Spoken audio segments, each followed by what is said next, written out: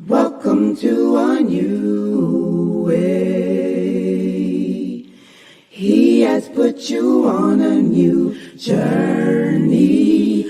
Hold close to him and follow what he says. Sent the final prophet Muhammad to mankind a mercy. Welcome to a new way. He has put you on a new journey. Hold close to him and follow what he says. Sent the final prophet Muhammad to mankind a mercy. Welcome to a new way. He has put you on a new journey. Hold close to him and follow what he says. Sent the final prophet Muhammad to mankind a mercy. Welcome to a new way.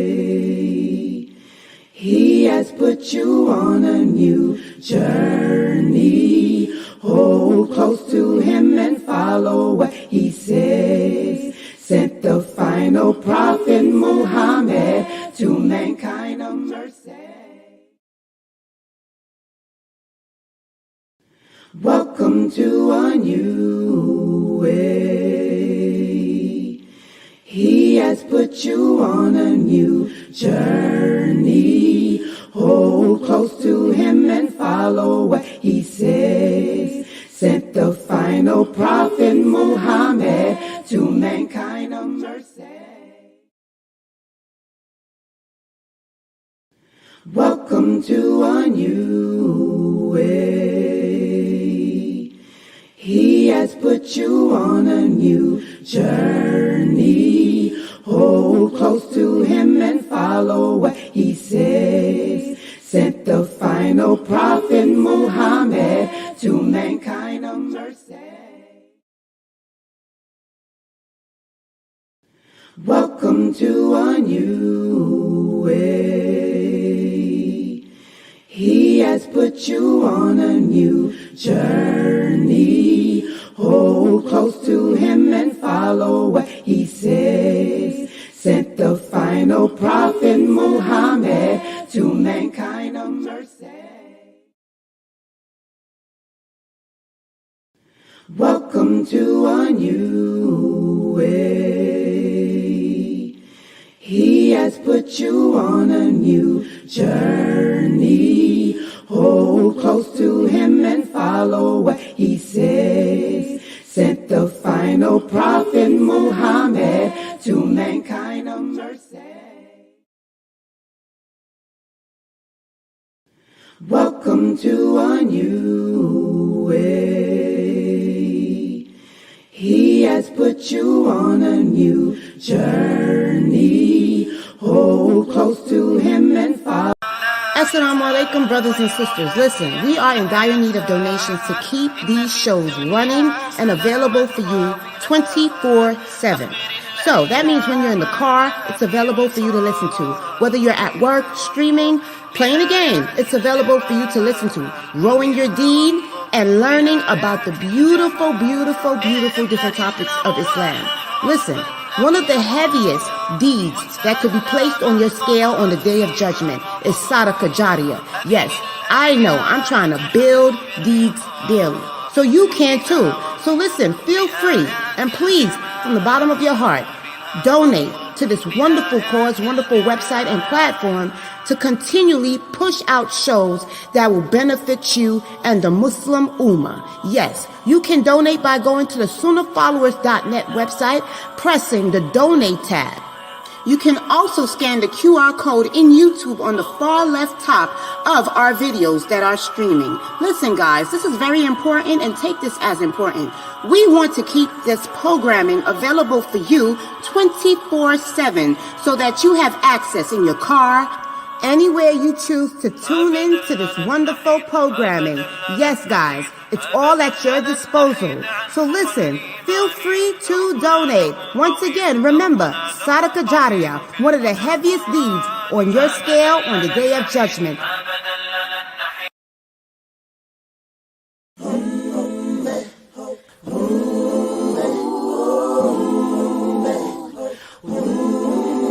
He was known as the Sword of Allah, one of the greatest generals in history, one of Islam's greatest heroes. His name, Khalid ibn al-Walid. Sunnahfollowers presents a new series presented by Ustad Mukhtar Shahid. Coming soon, so stay tuned. Streaming on all major platforms. Channel Sunnahfollowers.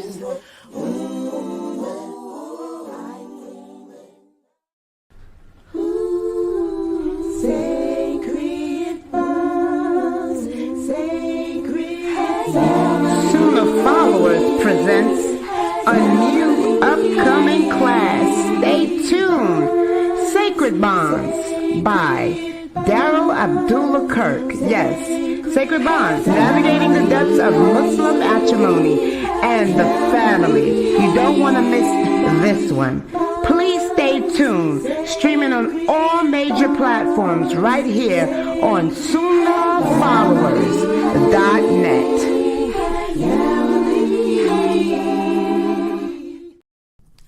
Join us every Friday at 9 p.m. Eastern for the Access to Layla Live call-in and answer show. Please join Ustada Layla Nashiba. If you have any questions in regards to this theme, call in at 862-370-2838. Now streaming on various platforms right here on Sunnahfollowers. New class alert, please. We got a new class upcoming. Who are the allies of Allah and the allies of Shaytan? Taught by Ustad Layla Nashiba. I know you're not going to want to miss this. So please stay tuned, okay? Streaming on all major platforms. Channel Sunnahfollowers. Faithful friend or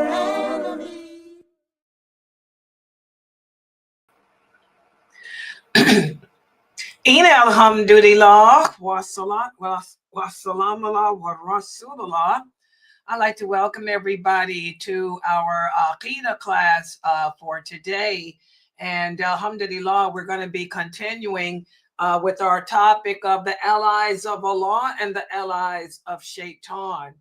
And many of you, especially the new shahadas, ask me about the innovators, where do the people who innovate in this religion stand? Those Sufis, the people that profess to believe in Allah, but they call upon deities other than Allah, like the Sufis do. People who talk to the dead, people who call upon the jinn, even though they pray, even though they fast and they say they believe in Allah. A lot of you ask me, what is their relationship? Well, we're going to speak about that tonight. We're going to answer the question, which is, can a person who innovates or introduces things into this religion that were not ordained to exist by Allah or the Prophet, can that person be an ally of Allah, or is that person an ally of Shaitan? We're going to answer that today. And here, what is it? What happened? What happened? Wait a minute, hold on. Oh, did you say you couldn't hear? Oh, the Zoom people couldn't hear us. Is that what you said, Fatma? Yeah, now we hear you. Okay, all right. Okay, yeah. So we're going to answer that question tonight. And before we do, let me just give a brief quiz because yesterday and the day before we spoke about the allies of Shaytan, and we talked about, we answered the question, does Shaytan use miracles? Does he use miracles to aid his allies? And we answered that question by saying miracles only come from Allah. But what is it that Shaitan uses to aid his allies? If we don't refer to his actions as being miracles, what do we refer to his actions as being? Can anyone answer that?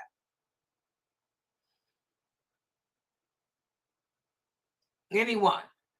Since Shaitan doesn't use miracles, what do we refer to his actions that makes his allies think that he's using miracles? But in reality, what is he using? Can anyone answer that question? He's using trickery, because Shaitan will use you and then in the end he'll leave you. Exactly. He's using deceit. And by the way, guys, before I begin, I meant to announce I did create a new, because Facebook has once again changed its platform, whereas I cannot, if you're going to stream using a third-party streaming program, you're not going to be able to see what the people are typing unless you are an administrator of whatever the group is. So I did create a Sunnahfollowers new Shahada group for the new Shahadas. So that way you guys don't have me in about 10 different groups and I can't see any of your comments. Please join it. It's calling me, type it here.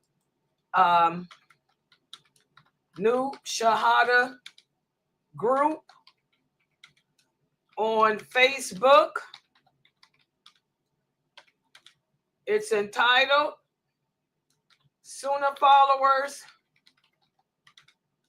Online Shahadas. And let me give you guys a direct link to it too.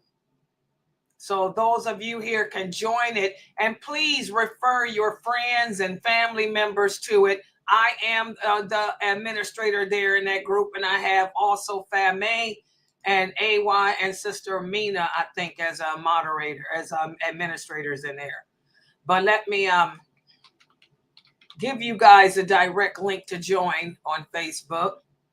I meant to have that. And by the way, I'm going to add it to the tab too. Yeah, because, you know, Facebook keeps updating, changing their program. They're really trying to get people to stream using their platform. Who wants to use their platform? Ain't nobody got time for Facebook's sorry, trashy platform. Okay, but this is the link. I'm going to put it here so everybody can see. That's the Facebook group link. So that way it's for the new Shahadas. This is for the new Shahadas. It's different. Oh, they didn't go there. Wait a minute. Hold on.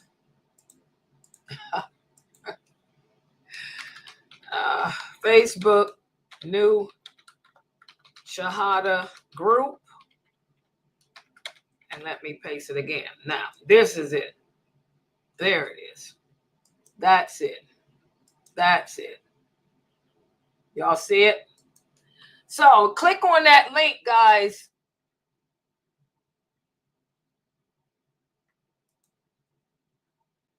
And see if you can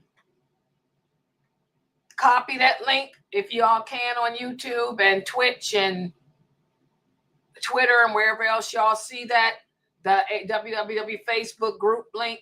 And please join it. That's just for the new Shahadas. I made it so that way when I'm typing or teaching. May, are you in that group so I can test it right quick? I want to test to see if I can see if somebody types in there. Can somebody join that group and type something to me?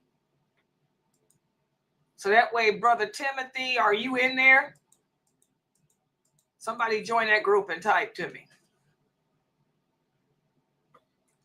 Okay, hold on. Let me join it myself. Join it myself and type. Where is it at? I just typed. Oh, you did? I don't see anything. I'm telling y'all, this is Facebook's problem. Yeah, I don't see it. I'll work on it because they keep changing their platform. I don't see it. But anyway, if you can, stay in that group, Fatme, so you can tell me if any of the new Shahadas got any questions. Can you keep an eye on that group? You, okay. If somebody types in there, you can see, right? Because you're a moderator, right? Yeah. So you can see if somebody have somebody type to you in that group. If anybody's in the group, type so Fatme can see if she can see it. We're going to have to figure out. I don't know what's up with Facebook. They're doing this stuff.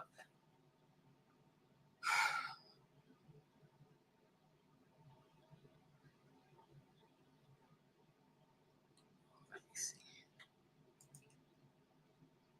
Yeah, give me a second. Let me come in there.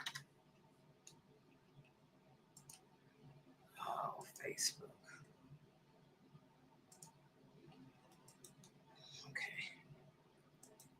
Okay, I'm in here. Oh, you can see me on there though, can't y'all? Fatme, you can see me in there. Okay, now can you see if I type hello? Can you see me typing hello?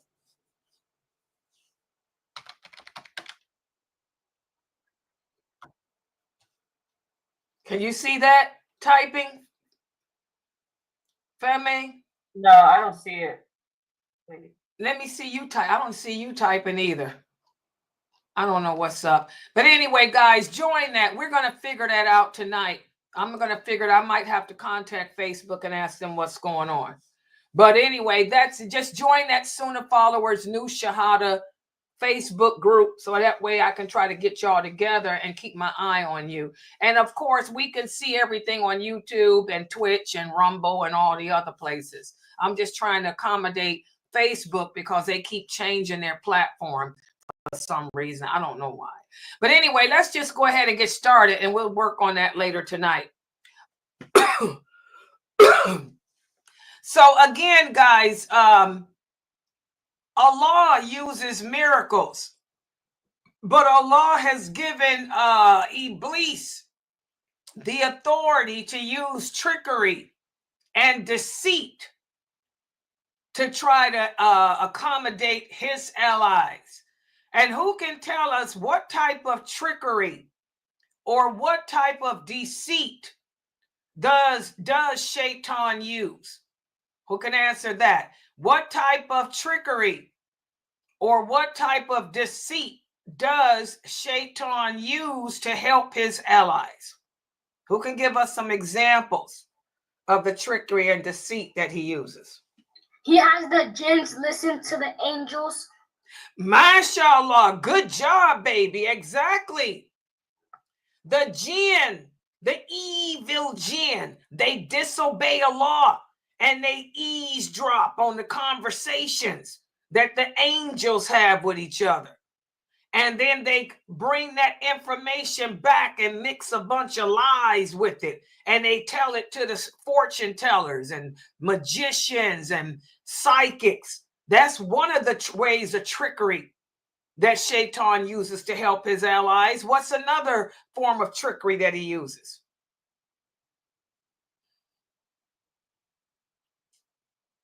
Anybody else? Go ahead. Having jinn disguise themselves as people that you know in your dreams.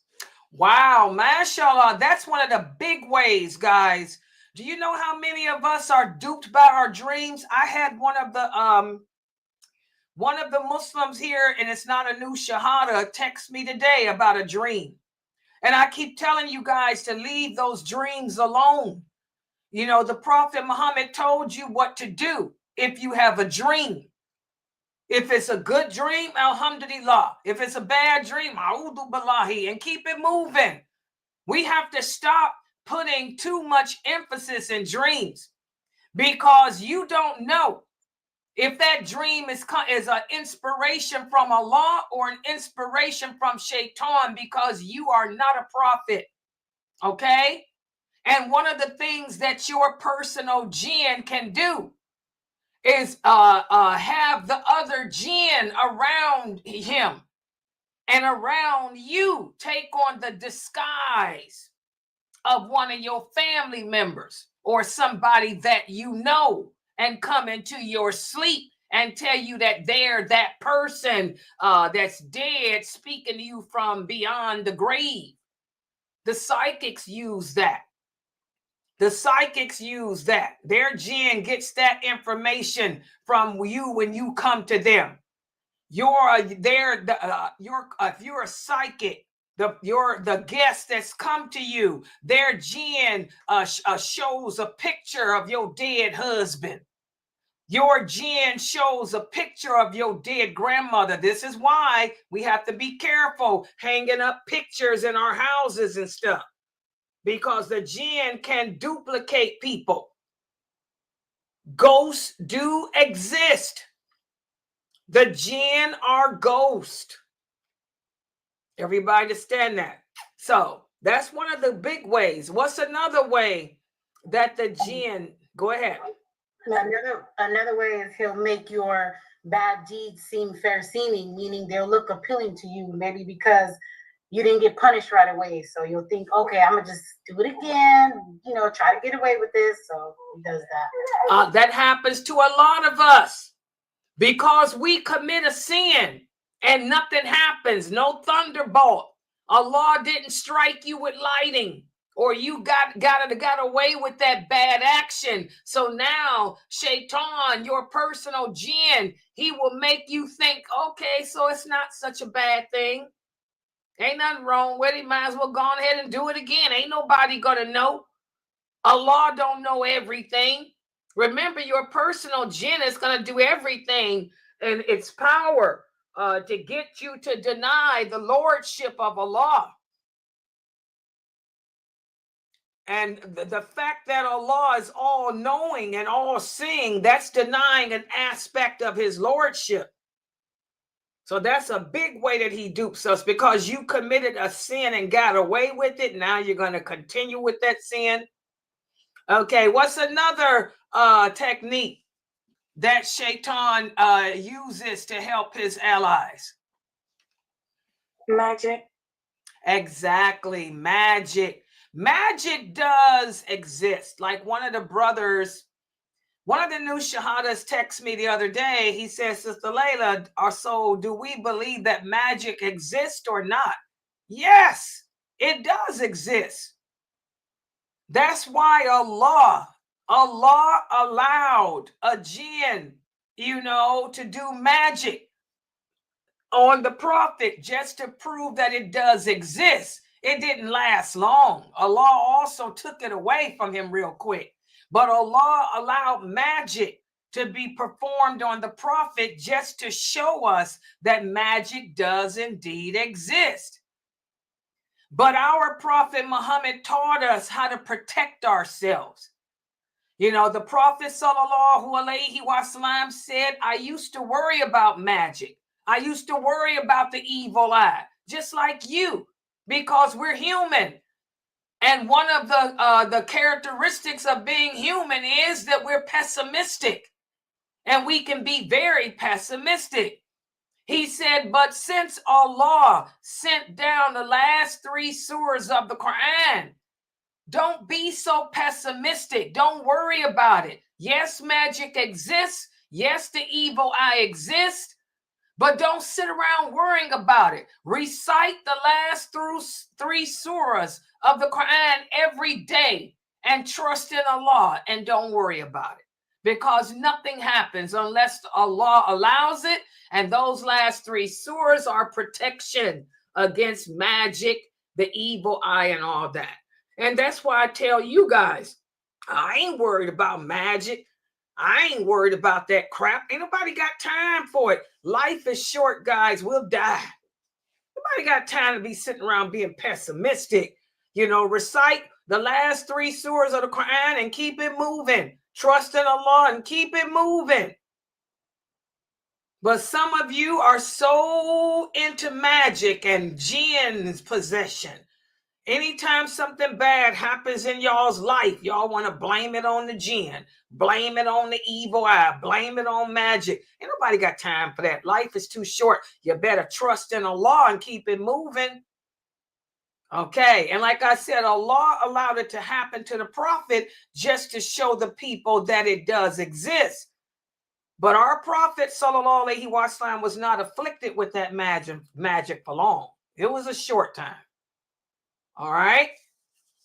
Okay, what's another technique that the Shaitan uses to help his allies, to make them think that it's a miracle, but it's not?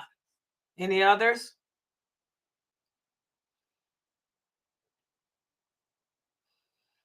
And by the way, I'm going to ask that now. Let me ask you that question, Brother Timothy. Let's ask Brother Timothy. Edward, where's Edward? Is Edward in there too? Okay, I'm going to ask all you new shahadas.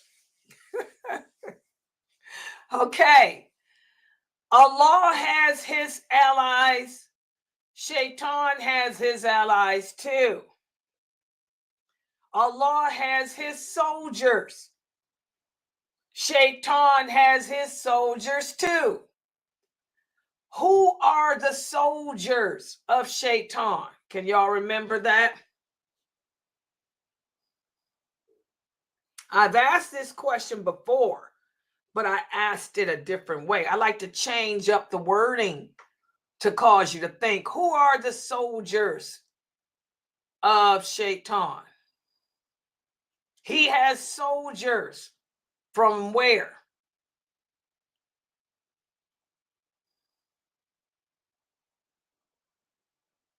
No one can remember? People in the Zoom room.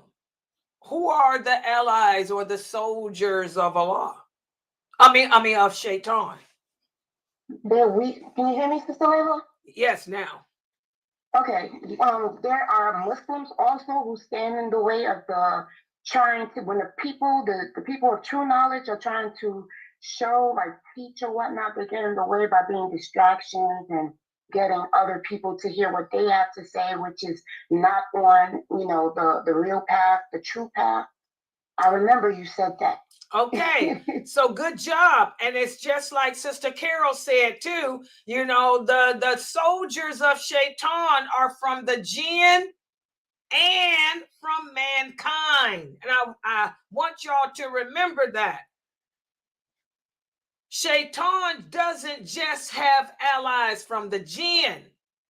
He has allies from the humans too. And as Sister Geechee said, an example, that was going to be my next question. Good job, Geechee. My next question was going to be, the devil, the soldiers of Shaitan amongst the humans, what do they do? Who are the allies of Shaitan amongst the humans? What do? Number one, they stand in the way of the dawah. They do everything they can to prevent the message of the truth from being conveyed. Why is it that every time a lot of you tell people that you learning from Layla Nashiba, these people don't even know me because I live a very quiet life. I don't have any friends but two.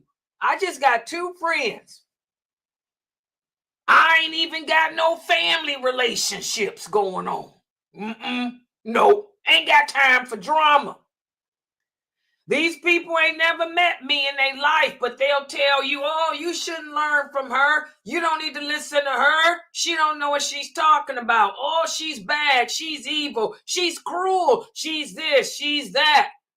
Those people are the allies of Shaitan. That's the number one thing they do. The humans, they stand in the way of the dawah. They don't want the true Islam to get out. They don't want you to learn the truth. They want you to listen to the innovators. They promote the innovators to you. They're the ones telling you to listen to these Sufi brothers, to listen to these Sufi women, to listen to these Muslims that ain't talking about nothing that has to do with Aqidah. So that's the number one thing that the soldiers of Shaitan, who are of the human race, do. They stand in the way of the dawah. Also, good job, Sakina. They also distort the truth. They twist things around.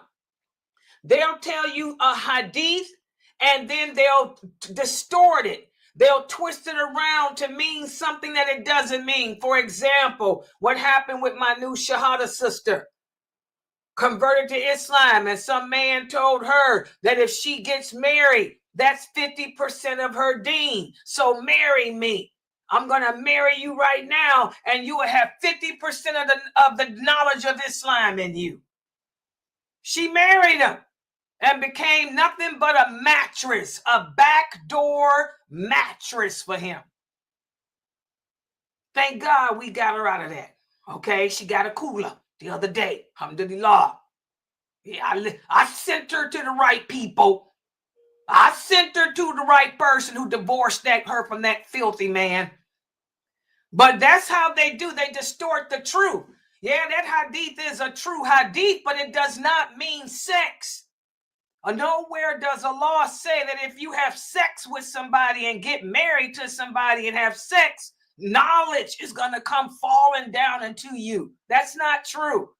That hadith is talking about controlling your private parts if you are a person that has a sex problem.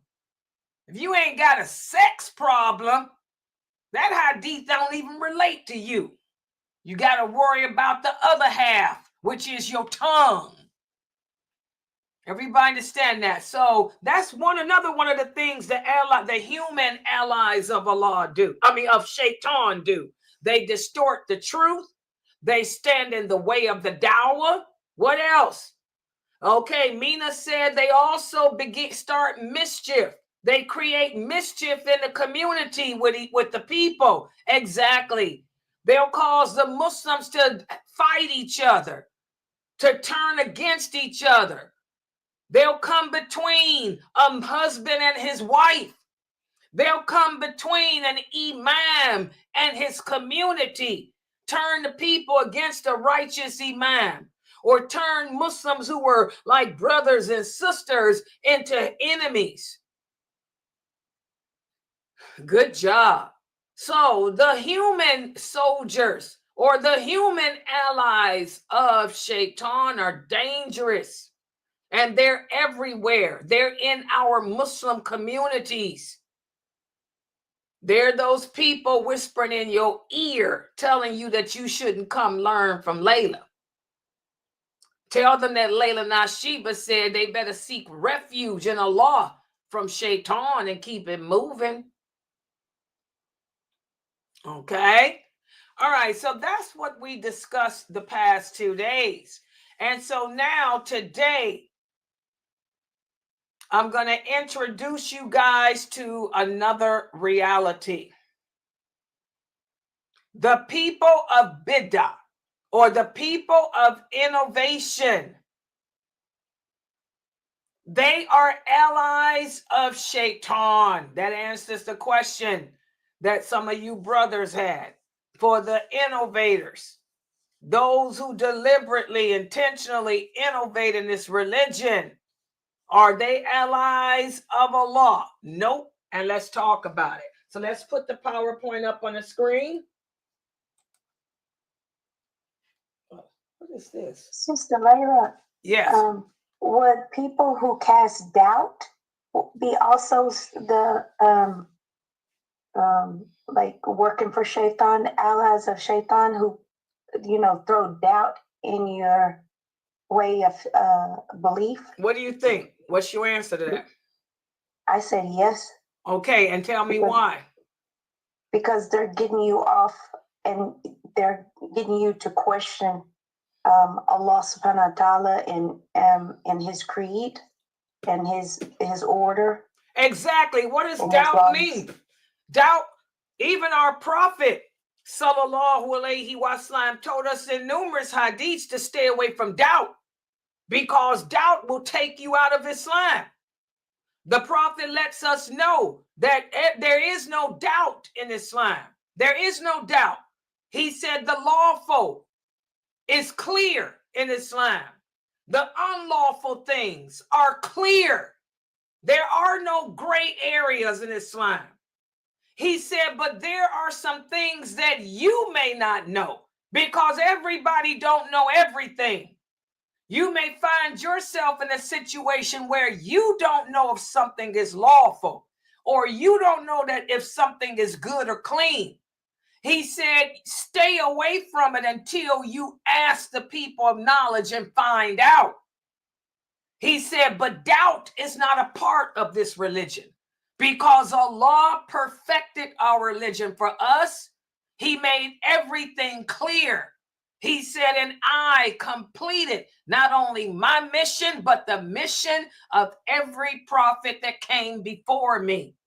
There is no question that any of you can ask about Islam that has not already, I repeat, has not already been answered by the Prophet Muhammad. It's just that you don't know the answers, because you may not know your deen correctly. And that's why the Prophet said, ask the people knowledge. And I prove it to y'all all the time. We had that discussion about masturbation. Oh yeah, the Prophet did answer that question. And he said ain't nothing wrong with it. And I proved it to you guys with the authentic hadiths from the companions. The companions did talk about it. They answered that question. But you don't know the hadiths. You're busy learning Imam Hanafi's madhab. You're too busy learning Imam Malik's madhab. We got to learn the Sunnah. And that's the problem. So, yes, the allies of Shaytan, they want you to doubt and question your belief system. They want you to doubt and question Allah, to doubt and question whether the prophet completed his mission, to doubt and question if the lawful has been defined, if the unlawful hasn't. Allah doesn't mention anything in the Quran about makeup. You're not going to find no verse in the Quran saying that makeup is haram. You'll find verses about pork. You'll find verses about wearing gold, but you're not going to find no verse in the Quran about that says makeup is haram. You will find a verse in the Quran where Allah tells the women, don't go into the marketplace behaving like a prostitute, hitting their feet on the ground to shake their jewelry. But you're not going to find anything that says jewelry is haram, nor are you going to find anything that mentions anything about makeup. And what did our prophet say? He said the things that Allah does not mention are good and clean and lawful. But look how many brothers are telling you women that makeup is haram. The prophet's wives wore makeup. The prophet himself wore makeup. Subhanallah, people. Anytime you read a hadith that mentions kohol, kohol is makeup. The prophet's wives, they made their eyes look just like mine. The way y'all see the makeup on my face, everything I have on my face, this is what the prophet's wives wore. Okay? But we got people putting doubt. Shaytan and his awliya, his allies, they want you to question and doubt. They want you to make things haram. What did Allah say? What did the Prophet Muhammad sallallahu alaihi wasallam say is one of the worst sins that you can do? That is to associate partners with Allah. And whenever you or I or anyone makes something haram that Allah did not make haram, what have you done? You've committed shirk. Oh yeah, there's a lot of these famous brothers that are shirking their way to hell. That's why I tell y'all, be careful who you take your knowledge from. If anybody tells you something is unlawful, they have to bring the clearness, the clear evidence. Otherwise, they put themselves on the same level of Allah and associated themselves with him, because only he has that authority. And like the prophet said, most things in life are lawful. If I were to make a list of all the haram things in the world, we wouldn't even have 3 pages, guys. Most things are lawful. That includes makeup. That includes jewelry. That includes beautiful colors. That includes women teaching. That includes women working. That includes a lot of stuff. So yes, good job, Layla. That's the third top way. The third top way that the allies of Shaitan work for him, by casting doubt. How many of you come to my classes and you learn something new that you never knew? You learned about the duha prayer. You learned that between every adhan and every iqamat is a 2 rakat voluntary prayer. You never heard that before. So you're happy. And I've given you the dalil because I teach directly from the hadiths. I don't teach from a fatwa. I don't teach from a madhab. I teach directly from the hadith, and mostly Bukhari and Muslim, because 85% of the knowledge of Islam is in Sahih Bukhari alone. So you learn something new from me and you're happy. So you go and share it with your husband. How many of you sisters, your husbands got angry? I don't want you going to her website no more. I don't want you learning from her no more, because that ain't true. It's haram. Why? And then you ask them, where's your dalil? They ain't got no dalil. Sheikh so-and-so said it's haram. The man in Saudi Arabia said it's haram. Who's that man in Saudi Arabia? He ain't nobody. The fact he's in Saudi Arabia should tell you to think, because the king controls the knowledge in Saudi Arabia. Don't y'all know that? What? Where's Sheikh Munajid? Where's Sheikh Obeid?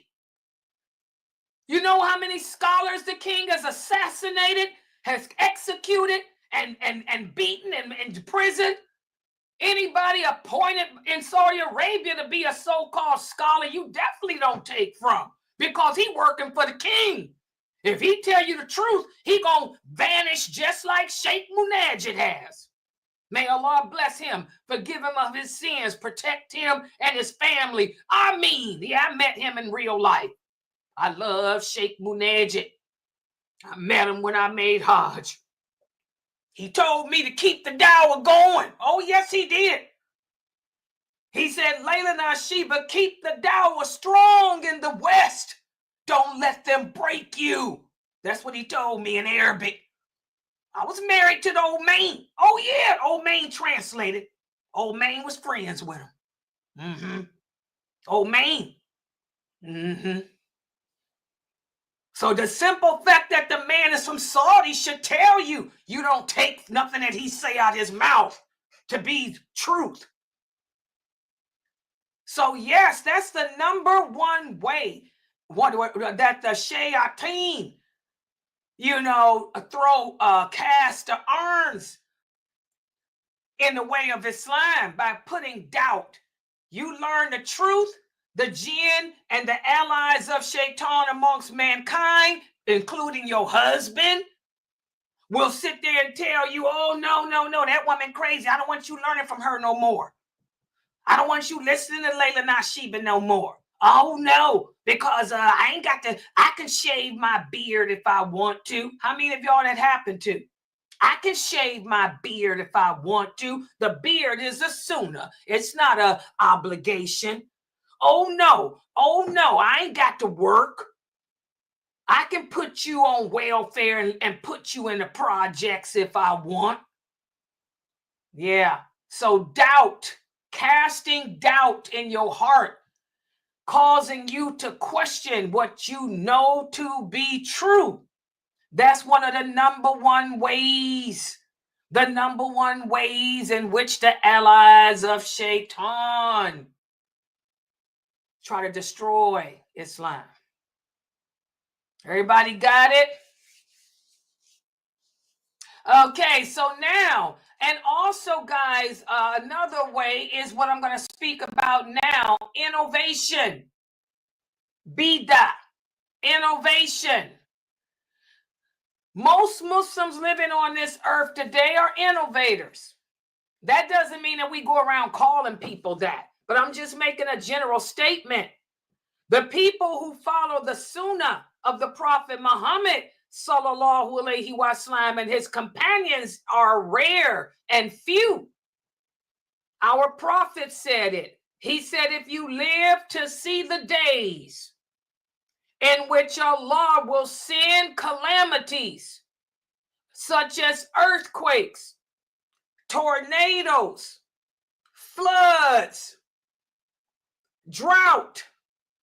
If you live to see the days in which the women will outnumber the men, if you live to see the days in which homosexuality will become the norm, adultery, fornication the norm, if you live to see the days in which my nation will take alcohol and drugs and make them lawful, and female singers will appear amongst my nation, if you live to see the days in which the women will be dressed and still naked, the days of fitan, which will appear the Bidah.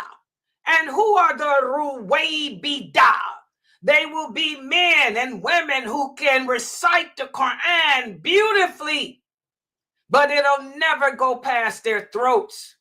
They will issue Islamic verdicts that go against what Allah said. They will issue Islamic verdicts that go against what I said. If you live to see those days, are we in those days, guys? What do y'all think before I go any further? Are we living in those days? Yes, we are. He said, if you live to see those days, know that my nation will have divided into over 73 sets. 73 sets. All of them will be in the hellfire except for one. That one is the traditional Muslim. And who are the traditional Muslims? They are the ones who stay upon what I came with. They are the ones who will follow what you, my companions, were upon. They are the ones who will follow the way of the first four leaders after me. And should you live to see these days, search throughout the entire land, you will only find a handful of true believers. These are the days of fitan. So that's my dalil. So most of the Muslims living today are innovators. They're people of Bidah. They belong into these sects that the Prophet warned against. The people who are truly living Islam and practicing it correctly are only a handful. It's not that many. I am a daya, born and raised here in the USA, been teaching Islam for over 50 years. I can only count on one hand. Literally, this is no lie. I can count on one hand the people I know here in America who are truly living upon Sirat al-Mustaqim, living upon the Quran and the Sunnah with the understanding of the companions. I can only count a handful. I can name a handful. And I know a lot. I know a lot of these people. Okay? And by the way, and so this is how you can see, guys, that these days are here. Because it's the emphasis, exactly, Brother Timothy, the emphasis has left Aqidah. And the emphasis is on learning how to speak Arabic. When nowhere does Allah say you got to know how to speak Arabic. I am Arabic. So what? I ain't got to speak Arabic. I am an Arab. So what? More Arabic than you could ever be. From the originals. But what does that have to do with the price of tea in hell? That's how ignorant we are. We're ignorant of our deen. And most Muslims today are innovators. And these innovators are the awliya, or the allies of Shaytan. And that's what we're going to speak about now. And let me put the PowerPoint up on the screen. Yeah, I ain't got to speak Arabic. I am an Arab. So what? So, whoop-de-doo. Why do I have to speak Arabic? So,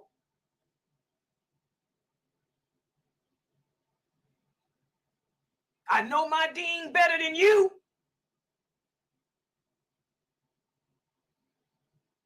Okay, go learn goldfish. And maybe you will submit better. But anyway, here we go, guys. Yeah. I had to throw that in there. Brother Timothy, I took care of it. All right. So here we go. Let's look at the PowerPoint. Yes. And by the way, where are my Twitch people at anyway? Where's my people in Twitch? Who's assigned to Twitch? Brother Timothy, hold on. Let me see. Who's assigned to Twitch, Geechee? Mina? Geechee. Well, why ain't nobody Twitch in there taking care of these people? Geechee, get in Twitch. Brother Timothy said he can't put up with it no more. Yeah, get y'all supposed to be assigned. Whoever's in Twitch, get in Twitch. Deal with Twitch. And also, yeah, just Twitch. All right. Okay, are you handling business there? Inshallah. Okay, do you see the person? Do you see the person that's in Twitch? Brother Timothy said he left out. He's coming on YouTube because he don't want to see that no more. Do you see the person? I see him, but I can't do nothing. Geechee got to get him. Why come you can't do anything? I'm not a moderator in there. I thought I made you one. Hold on, let me make you one in there too. Hold on, guys. Stay in there, Mina. Let me come on there. Oh, I got new shahadas, and they don't like that stuff. Okay, hold on. Okay, Mina, type. That's you, Mina. Okay. Yeah, that's me. Okay, I thought I made you one. Did you change your account or something? No, that was in Rumble. Oh, that's Rumble. Yeah, where's the twins are the ones that be okay. I need you. Did you take care of him, Agichi? She don't even know what to do. I'm here. I'm just getting into it. My computer. Your computer is always messed up, and Mina is so far down, I can't even do anything to her. Because I'm streaming. I'm streaming. It won't let me go up. Okay, Geechee, you got to learn how to work these programs. Let me see if I can take care of this dude while I'm in here. Oh, it's messing up my daggone stream. And it's the mouth. What? I can't do anything because I'm streaming. I'm on another computer. Y'all see that? And see, this is where I'm saying, Geechee, why come you don't know how to work anything? Oh, it says mod Mina. Okay, are you a mod now, Mina? You should be. Yeah, I'm gonna get them right now. Okay, take care and stay on there as a mod. Don't switch your account no more. Just stay a mod in there because Geechee can never work anything, man. Geechee, you got to get it together. No, I got it. It's not me. It's doing something on my end on Twitch, which is crazy. Okay, well, before that. Okay, well, Mina, did you take care of him? Because I still see him typing. I got a lot of students on Twitch, guys. My kids, the kids are on Twitch. They don't want to see that filth. I got Okay, them. Okay, okay. So when y'all log in on Twitch too. Because Timothy left out of there. I don't know my kids being messed up on Twitch because of some crazy Muslim that got some issues. Yeah. Okay. All right. So just log in on Twitch every day too. Okay, let me put this down. Okay. Okay, Timothy, you can go back in there. Mina's in there.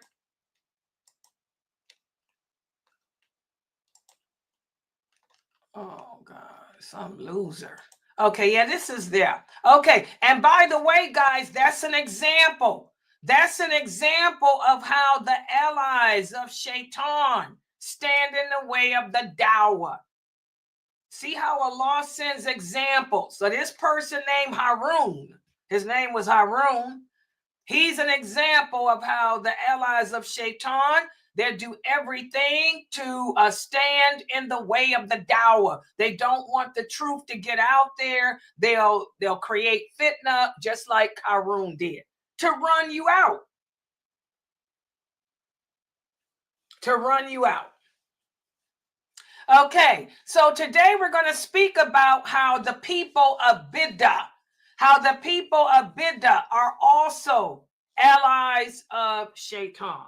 So let's put the PowerPoint up. Everybody can see my screen.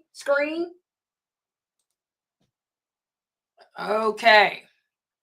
All right. The people of Bidah. When you guys hear the Arabic word Bidah, and I am pronouncing it correctly, most people don't speak Fusha, and the little bit of Arabic I do know is Fusha, and a little bit of Khaliji.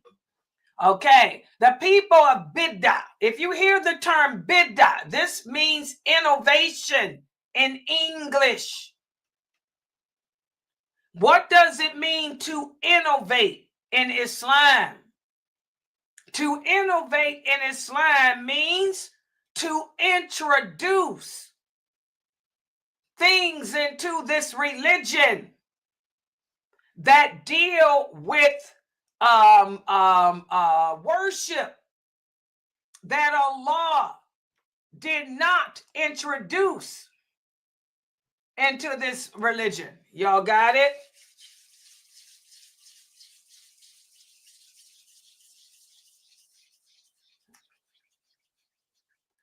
So I'm going to repeat it again. What does it mean to innovate? To innovate means to introduce something new into this religion regarding worship that our Prophet Muhammad sallallahu alaihi wasallam did not introduce. So innovation deals with worship. Innovation does not deal with technology. Driving a car is not innovation. If the Prophet Muhammad sallallahu alaihi wasallam were living today, do y'all think he'd be riding around on a camel?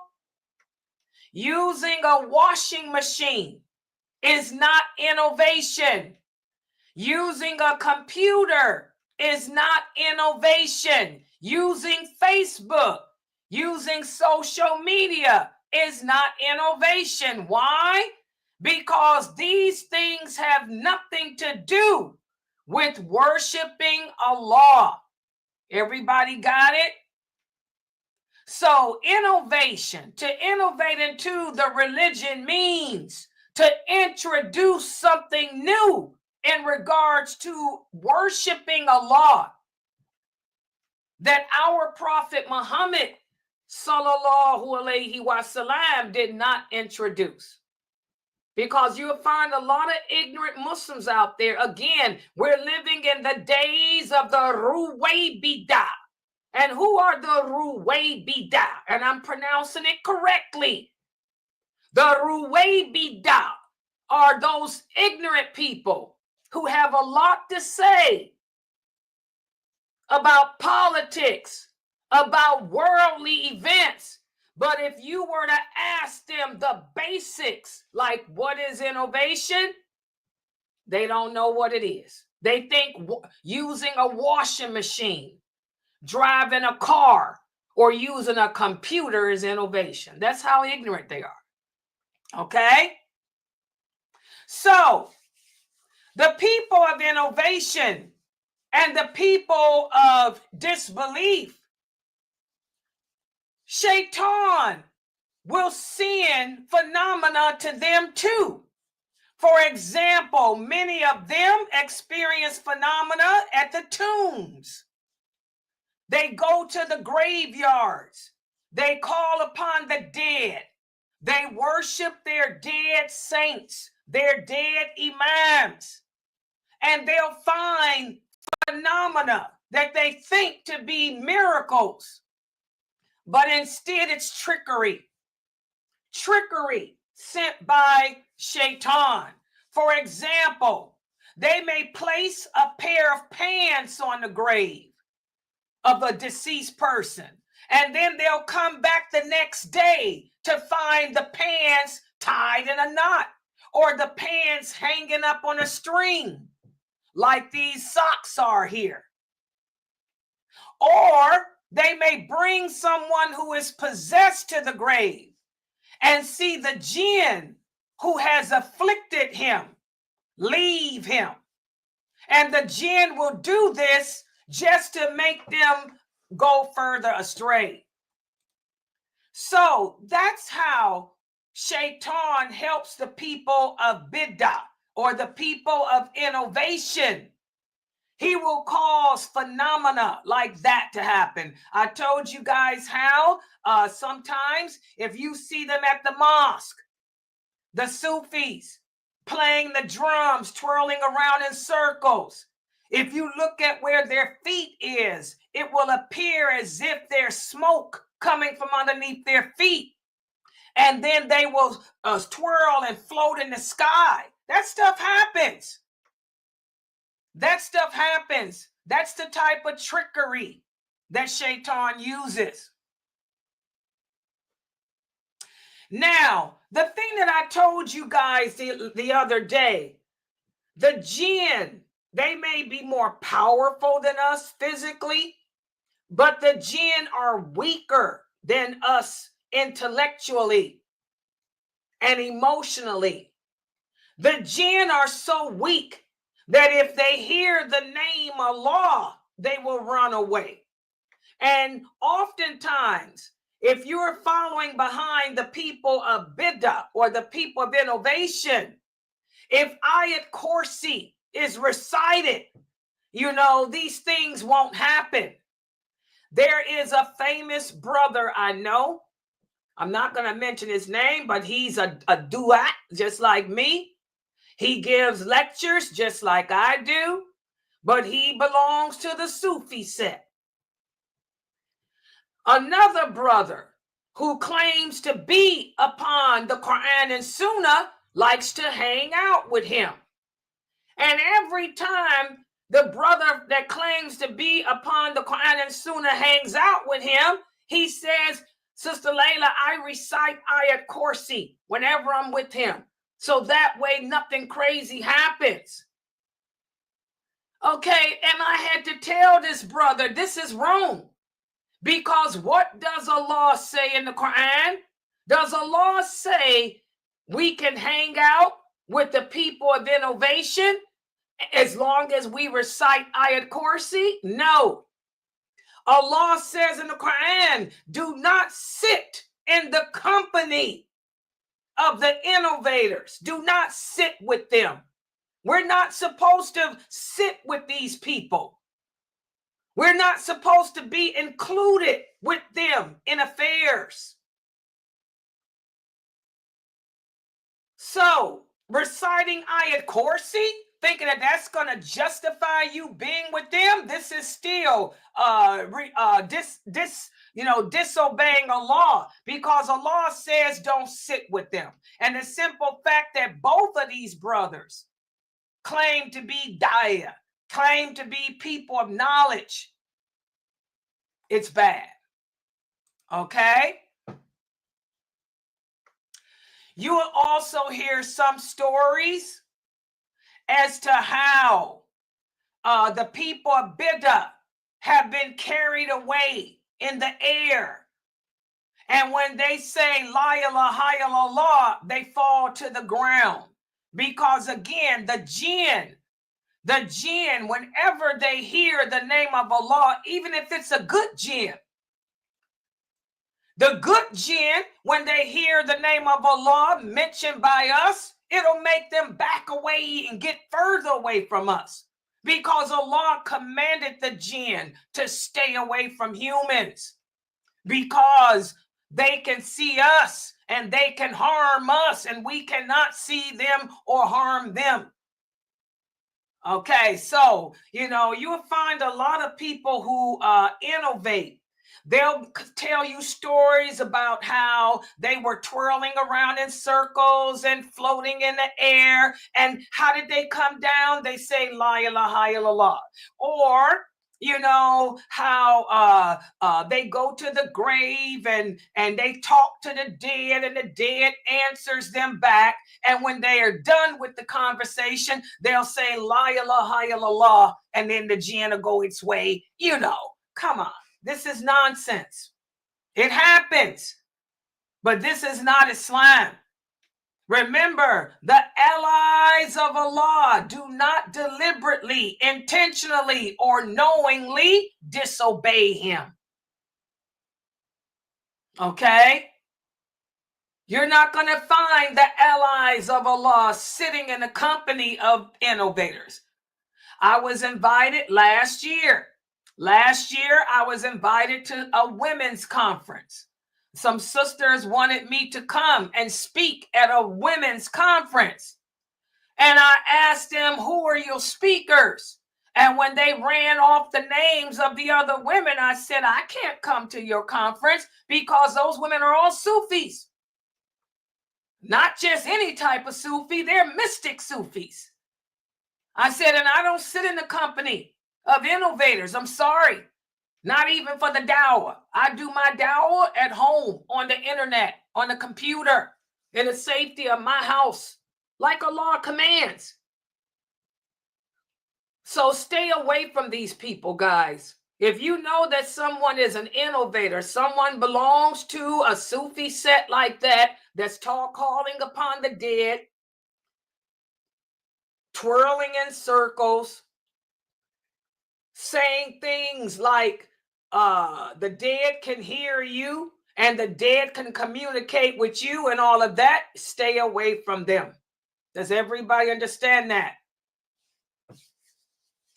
Okay. Also, another example as to some of the phenomena that Shaytan will send to the people of Bidah or the people of innovation. How many of you have heard Muslims say that they like to do itikaf in caves? I'll never forget, a few years ago, a sister from Morocco came to my website. Morocco's big on mystic Sufis.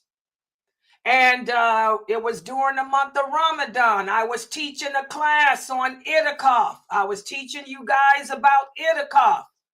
Remember, she came in and she said that she likes to do itikaf in the caves. That every year, she and her sister and her mother goes to a cave. and they seclude themselves in the cave, and they do itikaf. First of all, guys, itikaf can only be performed at the mosque because that's what Allah said. Allah says in the Quran that itikaf is performed in the mosque. And also our Prophet Muhammad sallallahu alaihi wasallam, remember, he said all actions of worship must be performed the way Allah commanded. And the Prophet performed itikaf in the mosque. And when I reminded that sister from Morocco of that, what did she say? Do you guys remember? She said the Prophet used to do itikaf in the cave all the time. I told her that was before. That was before he received the call to prophethood. The Prophet Muhammad sallallahu alaihi wasallam never secluded himself to a cave after Allah sent the angel Jibril to tell him Iqra. So that's why I tell you guys, be careful who you take your knowledge from. Just because a person speaks Arabic don't mean nothing. There's going to be a lot of people burning in the fire who speak Arabic, just like Abu Jahl, just like Abu Lahab. And they spoke the language of the Quran. They didn't speak slang. Okay? Don't be duped. Don't get it twisted. You have to learn this religion the correct way. And you will never understand this religion until you learn the hadiths. The hadiths are the explanation of the Quran. Okay? So, many Muslims like to isolate themselves in caves, just like this sister in Morocco does. But they don't understand that staying in a cave opens the door to Shaytan. Why? Because that's where the jinn live. That's why the Prophet Muhammad sallallahu alaihi wasallam was so afraid when he was in that cave and the angel Jibril appeared and squeezed him. He thought it was a jinn because the Arabs knew that the jinn live in the caves. The Arabs knew that the jinn live in the desert too. They live in the woods too. They live in the dumps where people defecate and urinate too. So for those Muslims who like to seclude themselves in caves, and they like to also seclude themselves on the mountains, you'll hear many of them speaking about occurrences that happen. How many of you have heard of Bigfoot? How many of you have heard people talk about how they go camping? They go camping in the mountains, especially in the Rocky Mountains, where I like to go. The Blue Ridge Mountains, the Smoky Mountains of Tennessee, the Blue Ridge Mountains of North Carolina, the Rockies of Colorado where Sheikh Kareem Abu Zayd lives. How many of you have heard Muslims say that they saw Sasquatch? Sasquatch is real. You know what it is? It's just a jinn. Jinns can take on the appearance of hairy men, hairy animals. They can take on the appearance of an ugly animal to try to scare you away because they live in the mountains. The mountains is where the jinn live. The caves are where the jinn live. So when you go camping in the mountains, camping in the woods, camping in the desert, camping like that, and you encounter Sasquatch or the abominable snowman, if you in the Rockies where Sheikh Kareem is, it's a jinn trying to scare you away from them because maybe their children are near. The jinn have children too. Okay?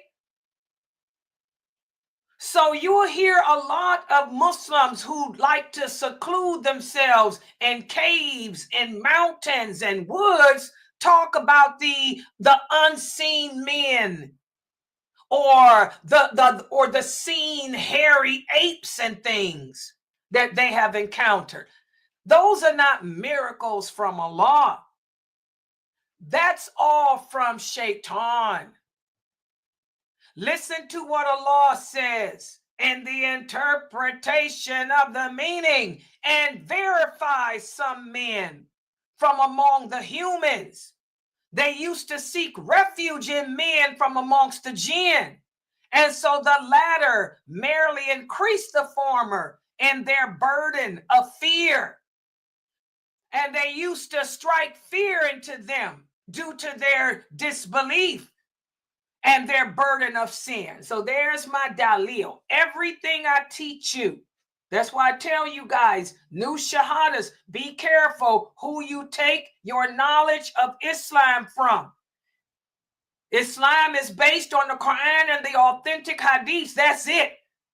If a person's going to make statements like I'm making, they got to back it up with clear evidence from Allah or clear evidence from the Prophet, not their delusions or illusions. If they can't do that, then don't take from them. Okay? So stay away from caves. Or if you're going to go visit a cave, maybe you like to see a cave. I do. Caves are beautiful. That's why the Prophet said, seek refuge when you go.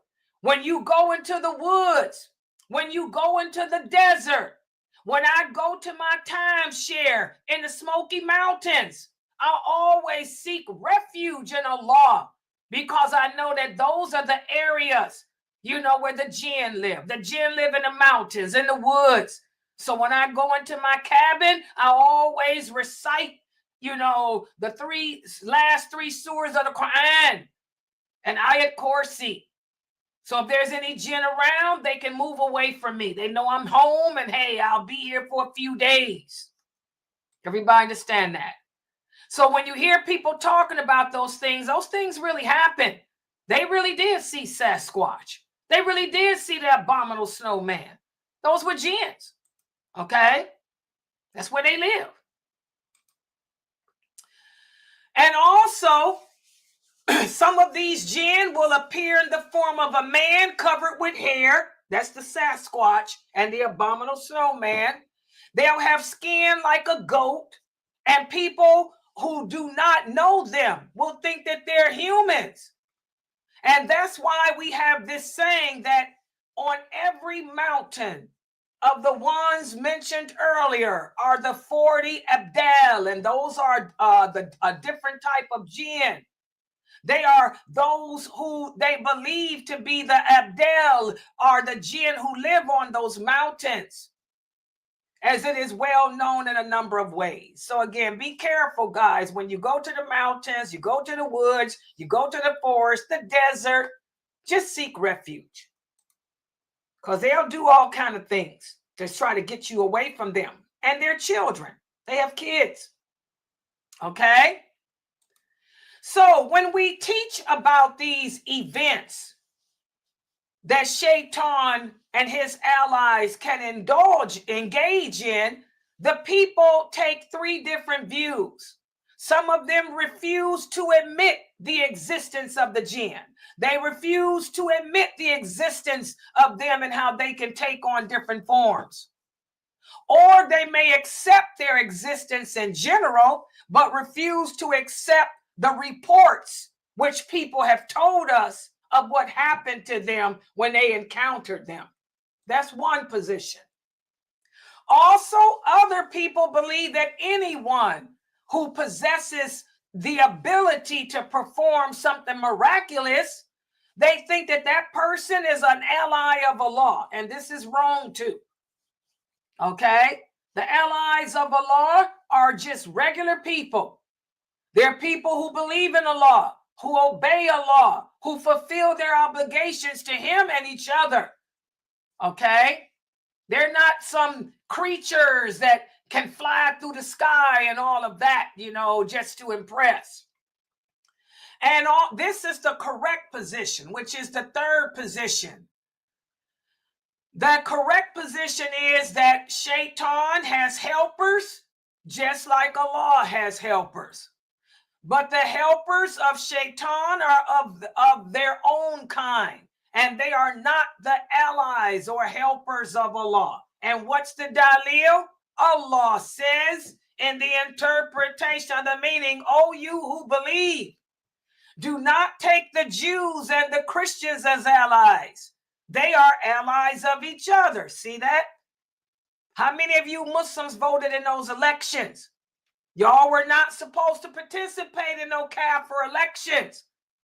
Remember, the Prophet told the companions when he sent Mu'adh to Yemen, when he sent the companions out, he said, don't get involved in the politics.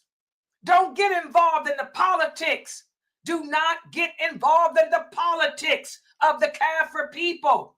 He said their laws are for them. Our laws are for us. Their rules are for them. Our rules are for us. Respect the law of the land. He said, but don't get involved in the politics of its people. And we can never take the Jews and Christians as allies because they are allies of each other. Whoever amongst you turns your allegiance towards them, as Allah says here, you will become one of them. Those brothers should have been telling y'all these verses of the Quran, telling you how, because this is all the dalil, that it's haram. Plus the hadith I just narrated to you, which is authentic. Sahih Bukhari and Muslim and Muwatta. Okay? It's haram to vote in elections. They'll never have our interests at heart. We'll always be enemies to them. Their desire, as Allah says in another verse of the Quran, is to destroy us. But you guys went and voted for these kafirs. But you're coming in my stream trying to disrespect me, a Muslim woman. That's how twisted we are. Okay, so again, that's the correct belief. The allies of Shaitan have their helpers, but their helpers are not allies of Allah. Their helpers are allies of them and themselves. Everybody understand that?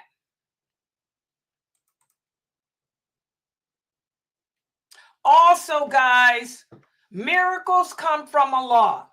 He's the only deity, and as the only deity, he's the only one that can cause miracles to happen.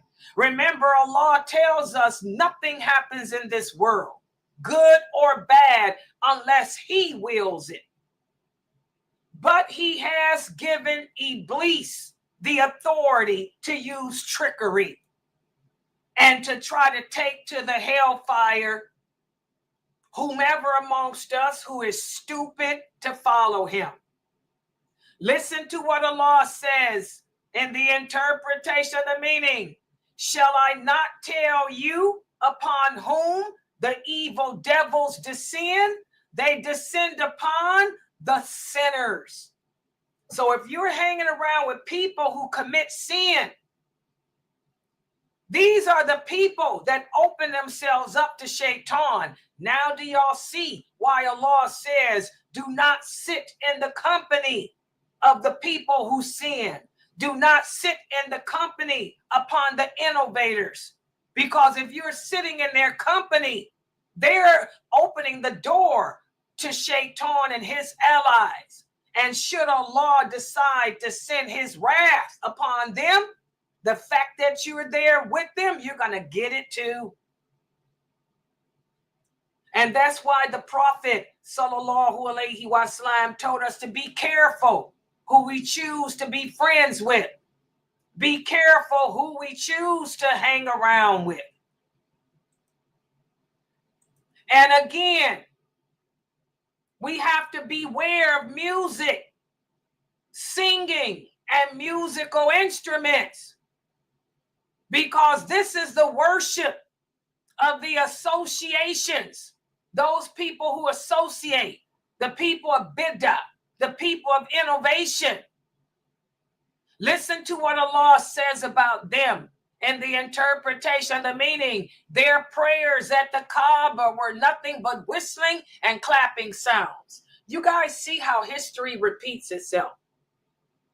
In the time of the Prophet, sallallahu alaihi wasallam, the Arabs would go to the mosque. They would go to the Kaaba and clap their hands and whistle and dance around it with no clothes on and all that stuff.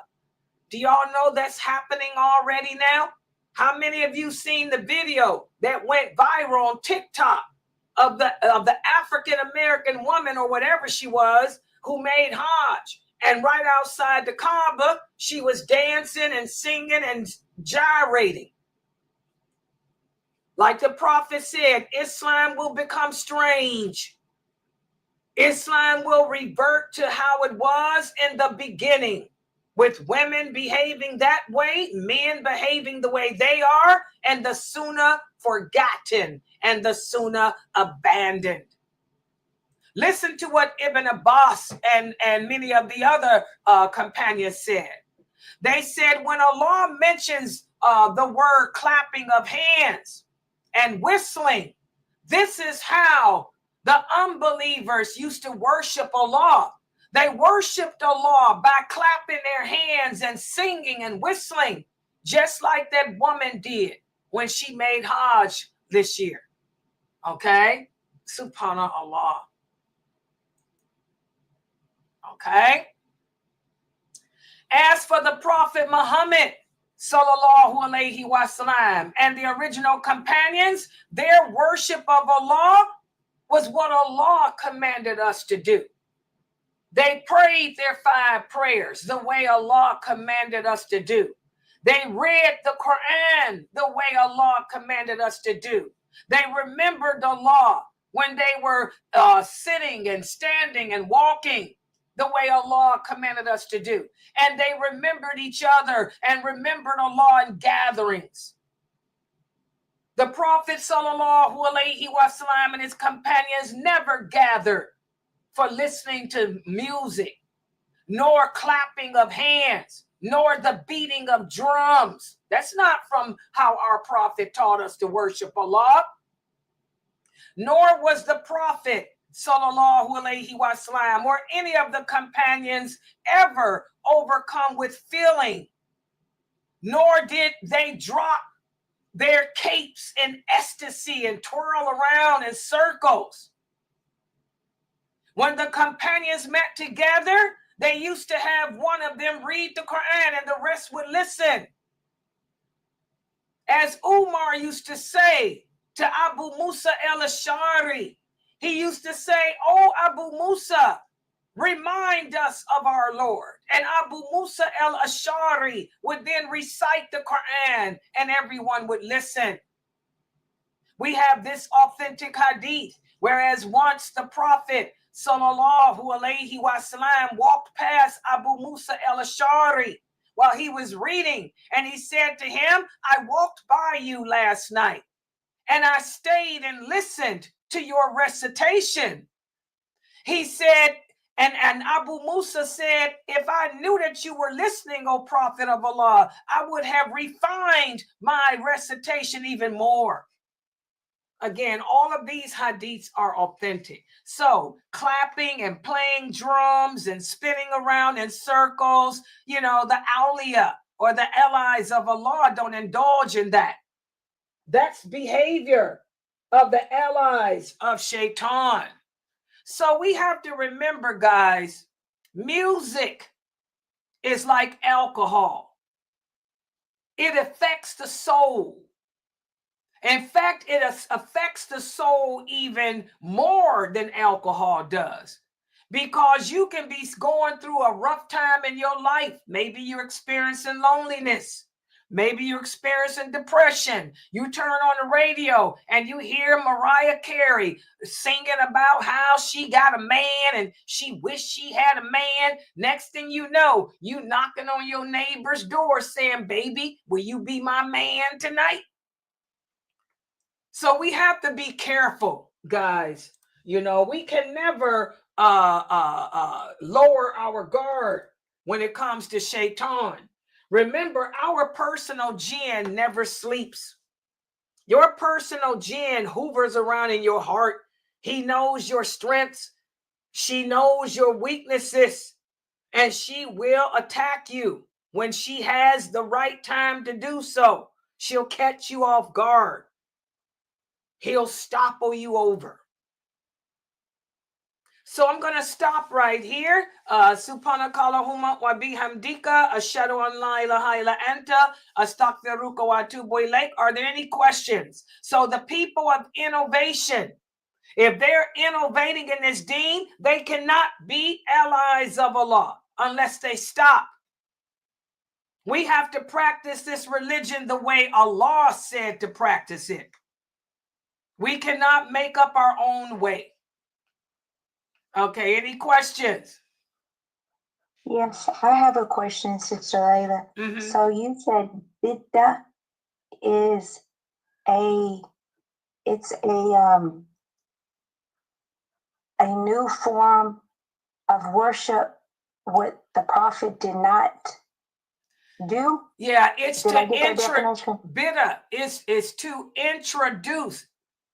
Okay, introduce. Okay, A new it's way any kind of form of worship. Right. For example, birthdays.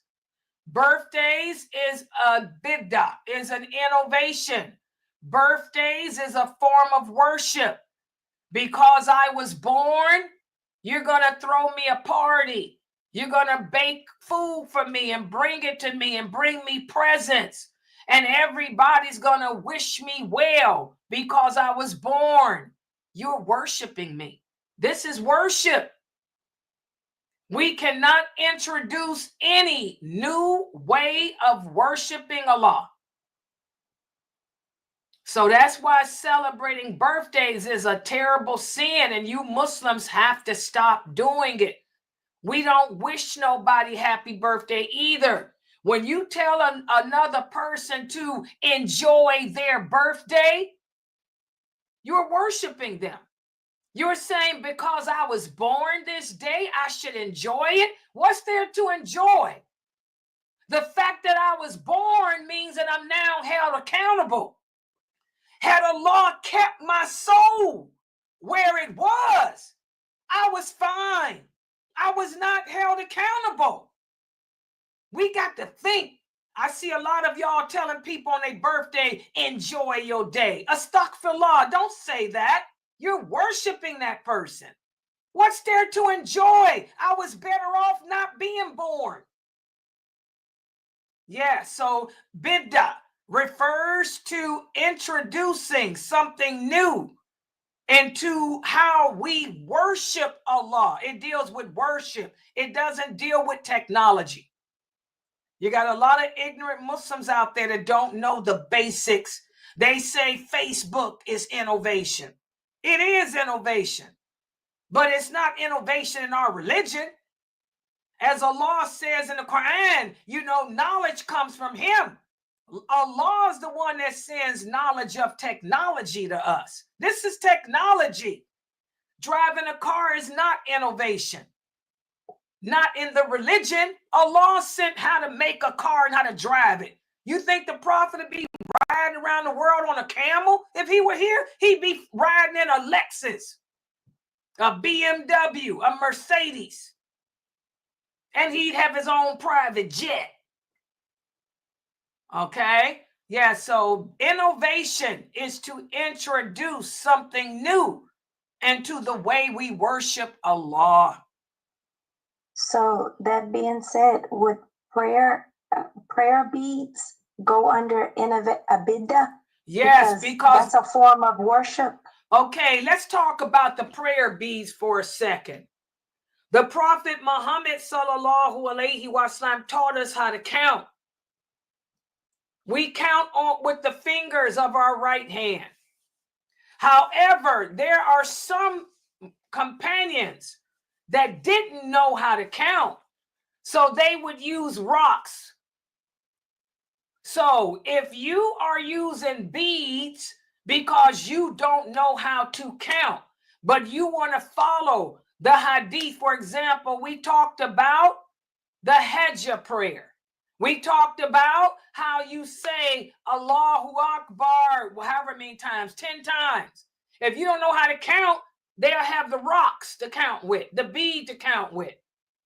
Okay? If you're using those beads because you don't know how to count, then that's not an innovation. But if you do know how to count, yes, it is an innovation, because it's an act of worship. The prophet said, use the fingers of your right hand. Wa alaikum salam, Sister Michelle. MashaAllah, it's good to see you. Alhamdulillah.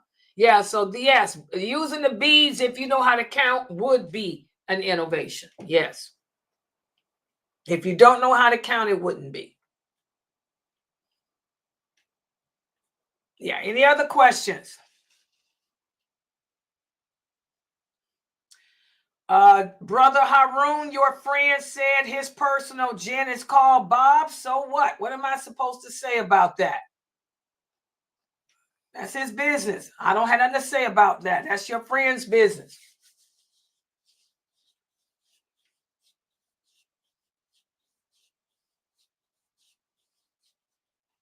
And who is this Harun Malik? Let me handle him right quick too. Famay, could you guys see him typing on there? Because you know they got issues. I'll be able to see him. Oh, let me deal with him.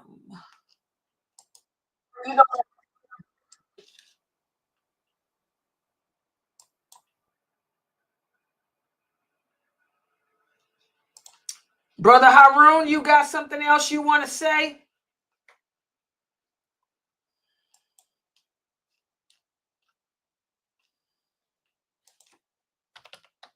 I got something I want to say. Any other questions, guys? Go ahead with it.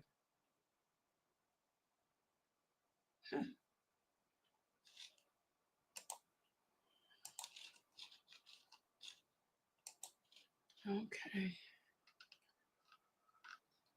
Oh, I'm sorry.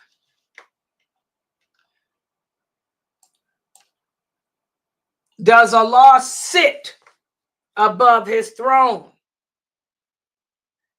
Whether he sits above his throne, if you look at how you type that, it's weird. That doesn't make sense. The English you're using doesn't make sense. How can I sit above? They cancel out. If you're asking me, where is Allah? You tell me. Where is Allah?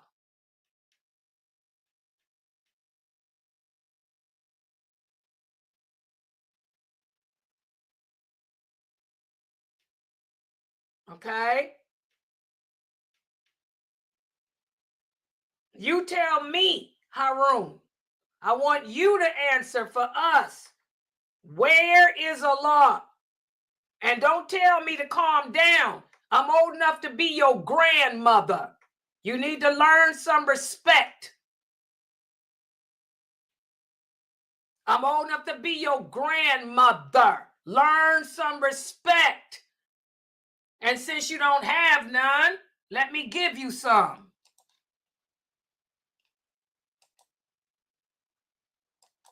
Okay. All right, Fan May, you guys couldn't see him? That's what I was trying to ask. You are a moderator in there, right? Yeah, I have to come on there because I was watching from the other. Oh, God. So that's what I'm saying. We're going to have to do, guys, because I got a lot of new shahadas now. And as we talked about, the allies of Shaytan, they will do everything to stand in the way of the dawah. And this brother has been disrespectful on Twitch and Facebook. And I'm streaming. I'm going to need y'all to assign each other. I'm going to need somebody to assign himself to the Facebook group when I stream. One of y'all can do Facebook. The other person can do Twitch. Another person can do Rumble.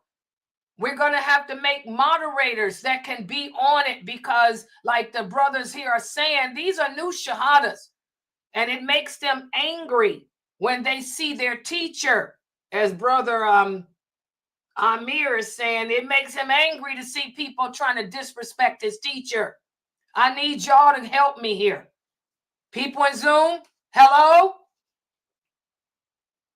And I know Family can't do everything. So what I'm going to do, since I got all these groups now, I'm going to have to, how many of you in Zoom can volunteer to be here? Because I know y'all come to every class. But when y'all come, y'all just can't be sitting. I'm going to need some of y'all to volunteer to be the moderator for Facebook group. I'm going to need a moderator for Twitch. I'm going to need a moderator for Rumble. A moderator. I got YouTube. YouTube, since I'm streaming directly to them, I can moderate it myself. I got to get some help up in here. I just banned him though. But let me get the other. There's another one in there too. You saying Amir? Hold on. I didn't see the other one. I didn't see the other one. Hold on. Let me log back on Facebook.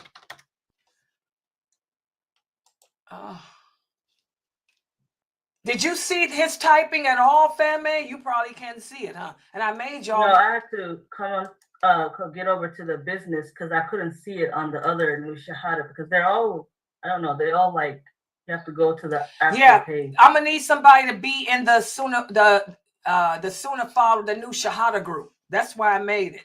I made that new shahada group specifically. Yeah, that's the for one them. I was watching, but it wouldn't, like the comments wouldn't show on there. Oh, so where did he show up at? Where was he at then? He was in the main, like the Sunnahfollowers page. I had to go back to the Sunnahfollowers. So I need a person in all these different groups, huh? Yeah. You're not a moderator on the page? No, I am, but I had to switch to go back to there to get out from the new shahada and go back to that one. Oh, yeah. You're kidding me. Yeah, because it doesn't show everything on the other different pages. Oh my God, girl, we got a jihad. It's jihad. I'm gonna have some moderators, guys. I need some help. That means so I'm gonna need somebody for the new shahada page and for the business page. Yeah, the main page. Wow. Isn't Precious a moderator? I don't know. Hey, Precious, you a moderator on Facebook? Precious got the babies though. Girl, what am I gonna do? Layla Bell? Okay, we'll figure it out. Okay, guys, let me log out. We have the Call In and Ask Sister Layla show. My Ask Sister Layla show is at 9:30. Let me log out so I can get some moderators up in here. Because this is too much for me, guys. We're growing, alhamdulillah, and I don't want to lose my new shahadas to these losers. But I banned this boy here. This boy here got blocked. It says he's blocked. But that was the business page. Subhanallah. We got a lot of groups. Okay, I'll be back at 9:30. Any questions you all have about Islam, please bring them so that I can answer them. Subhanakallahumma wa bihamdika ashhadu an la ilaha illa anta astaghfiruka wa atubu ilaik. I'll be back in an hour. Okay, let's talk.